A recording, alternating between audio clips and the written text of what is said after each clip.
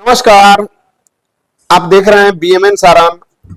आज फिर हम लोग बात करेंगे महाराजगंज लोकसभा को लेकर और बिहार की राजनीति पे। तो लगातार देखा जा रहा है कि बिहार के राजनीति में लालू यादव हो या नीतीश कुमार हो, लगातार राजपूतों का टिकट काटा जा रहा है। जबकि राजपूतों का जो कैंडिडेट है उनसे बोला जा रहा है कि आप ही हमारे कैंडिडेट होंगे और क्षेत्र में आप भ्रमण कीजिए, जनता से संपर्क में रहिए, टिकट हम आपको ही देंगे। लेकिन देखा जा रहा है कि लगातार प्रत्याशी को भ्रमित करके टिकट काट दिया जा रहा है।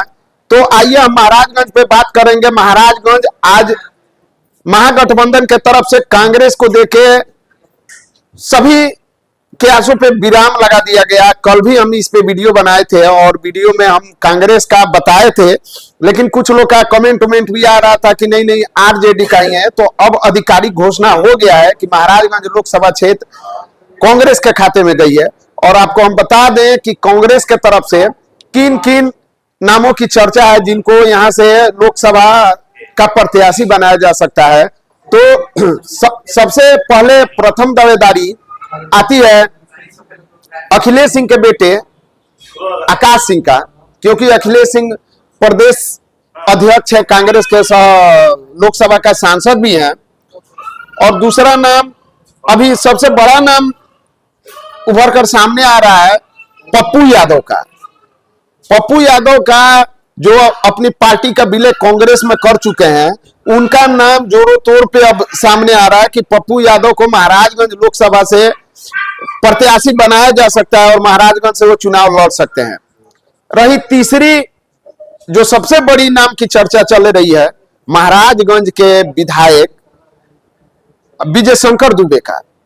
तो आपको बता दे, एक समीकरण जो सामने आई हुई है, अभी तक बिहार में जितनी भी सीटों पे कैंडिडेट घोषित किया गया है, किसी भी सीट पे और किसी भी दल के तरफ से एक भी विधायक को टिकट नहीं दिया गया है। ये सबसे बड़ी खबर है, क्योंकि सभी पार्टियों के पास में विधायकों की संख्या कम है और विधायकों की संख्या कम है, इसलिए किसी भी विधायक को लोकसभा का प्रत्याशी नहीं बनाया गया है। तो ये संभावना भी बन रही है कि कांग्रेस नहीं चाहेगा कि हमारे विधायक कम हो, तो विजय शंकर दुबे को टिकट नहीं भी मिल सकता है। और जिनका जितना उनका पकड़ है, क्योंकि वो कांग्रेस से बिहार में मंत्री भी रह चुके हैं और उनकी बहुत पकड़ है कांग्रेस में, तो प्रत्याशी बन भी सकते हैं, इसमें कोई दो राय नहीं है। अब हम बात करते हैं राजपूतों की टिकट कटने वाली पे। तो जहां तक देखा जा रहा है कि सीवान से कविता सिंह का टिकट काट के कुशवाहा समाज को दे दिया गया, विजय लक्ष्मी जी को। वहीं अब महाराजगंज आते हैं तो महाराजगंज में रणधीर सिंह जो उम्मीदवार थे राजद के, ललटेन छाप के, उनका टिकट नहीं कटा, बल्कि महागठबंधन ने महाराजगंज सीट को अपने घटक दल कांग्रेस को दे दिया है। तो यहाँ पे टिकट की अब बात ही नहीं होती है राजद के तरफ से, क्योंकि उनकी सदस्यता राजद में है और जब राजद यहाँ से चुनाव ही नहीं लड़ रही है तो टिकट की बात ही नहीं है।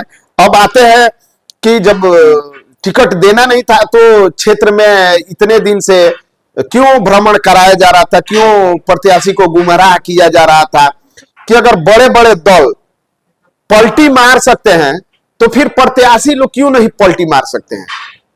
मेरे हिसाब से, जो मेरा थिंकिंग है, उसके हिसाब से रणधीर सिंह को भी अब पलटी मार देना चाहिए, क्योंकि जो राजपूतों के नेता थे शेरे बिहार प्रभुनाथ सिंह, उनको जेल हो गया है और उन्हीं के नाम पे उनका परिवार अभी तक राजनीति करते हुए आ रहा है।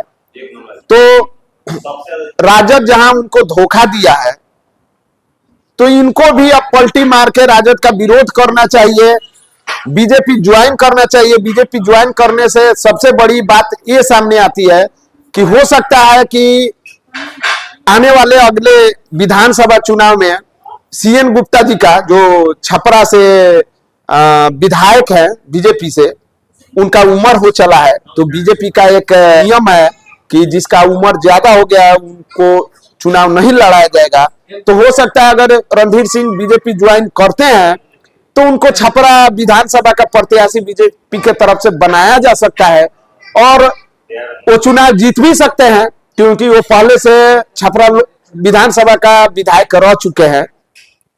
अब बात आती है कि महाराजगंज लोकसभा का, तो लोकसभा में भी ये संभावना हो सकता है, क्योंकि सिग्रीवाल जी को तो हराना किसी भी अभी पार्टी के बस का बात नहीं है। सिग्रीवाल जी बीजेपी के कैंडिडेट है, तीसरी बार कैंडिडेट है और तीसरी बार वो जीतेंगे भी, क्योंकि यहाँ पे जितनी पार्टियां आ रही है वैसे कोई पार्टी आ नहीं रही है, वैसा कोई नाम, बड़ा नाम आ नहीं रहा है जो कि सिग्रीवाल जी को टक्कर दे दे।